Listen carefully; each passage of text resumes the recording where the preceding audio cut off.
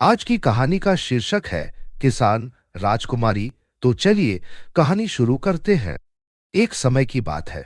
एल्मडेल नामक एक छोटे से राज्य में लियो नाम का एक विनम्र किसान रहता था।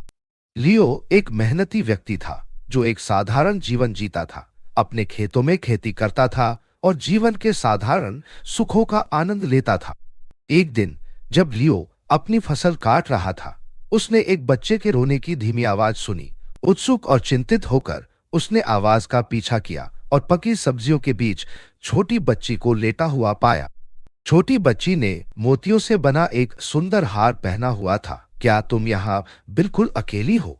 लियो ने लड़की के माता पिता की तलाश में धीरे से पूछा।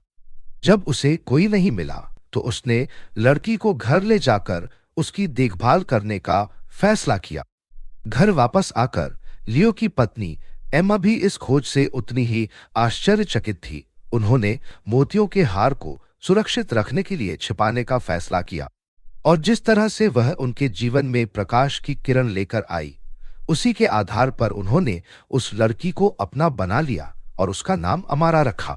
जैसे जैसे अमारा बड़ी हुई, यह स्पष्ट हो गया कि वह कोई साधारण बच्ची नहीं थी। उसके पास एक विशेष जादुई आभा थी जो उसे अन्य बच्चों से अलग करती। उसकी सुंदरता बेजोड़ थी और वह जल्द ही गांव में चर्चा का विषय बन गई। इस बीच घाटी के पार एक भव्य लेकिन अंधेरे महल में दुष्ट जादूगरनी मॉर्गन रहती थी।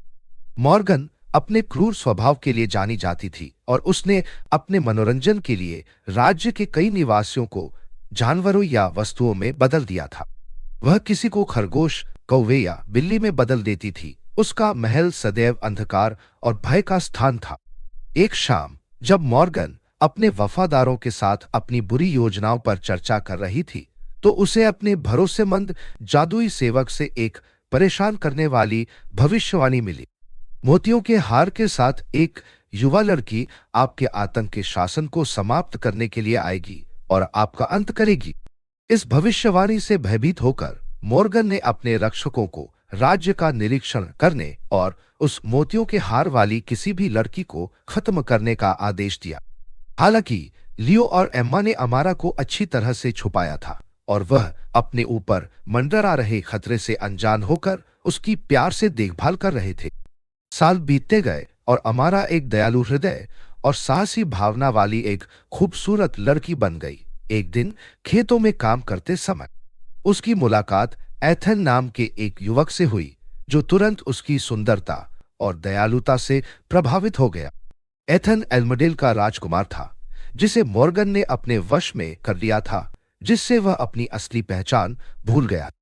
जैसे ही एथन और अमारा ने एक साथ समय बिताया, उनमें दोस्ती का गहरा बंधन बन गया और उन्हें एक दूसरे से प्यार हो गया।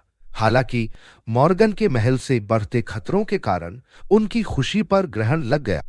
एक दुर्भाग्यपूर्ण दिन मॉर्गन के सैनिकों ने अमारा को पकड़ लिया और उसे अंधेरे महल में ले आए। मॉर्गन भविष्यवाणी वाली लड़की को अपने सामने खड़ा देखकर क्रोधित हो गई। तो क्या तुम ही मेरे शासन को खत्म करके मुझे मारने वाली हो? उसने व्यंग्य किया। अमारा भयभीत होते हुए भी डटी रही। तुम्हारा अत्याचार समाप्त होना चाहिए। मॉर्गन एल्मडेल के लोग शांति के पात्र हैं। गुस्से में आकर मॉर्गन ने अमारा को कैद करने के लिए एक शक्तिशाली जादू किया, लेकिन जैसे ही जादू प्रभावी होने वाला था, अमारा का मोती का हार चमक उठा और एक जादुई बाधा ने उसे नुकसान से बचा लिया।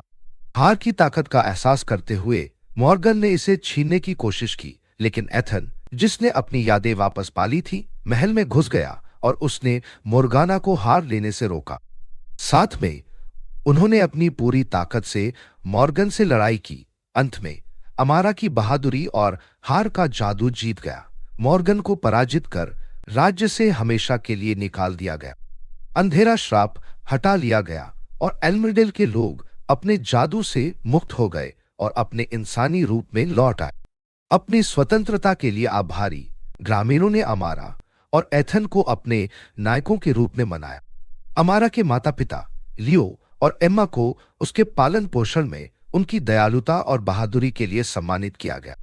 अमारा और एथन जो अब एक साथ रहने के लिए स्वतंत्र हैं, ने ज्ञान और करुणा के साथ एल्मंडेल पर शासन किया, यह सुनिश्चित करते हुए कि राज्य शांति और समृद्धि के साथ फले फूले। और इसलिए एक साधारण किसान की बेटी के साहस और उसके सच्चे प्यार की बदौलत वह घाटी, जो कभी अंधेरी और भय से भरी थी, खुशी का स्थान बन गई।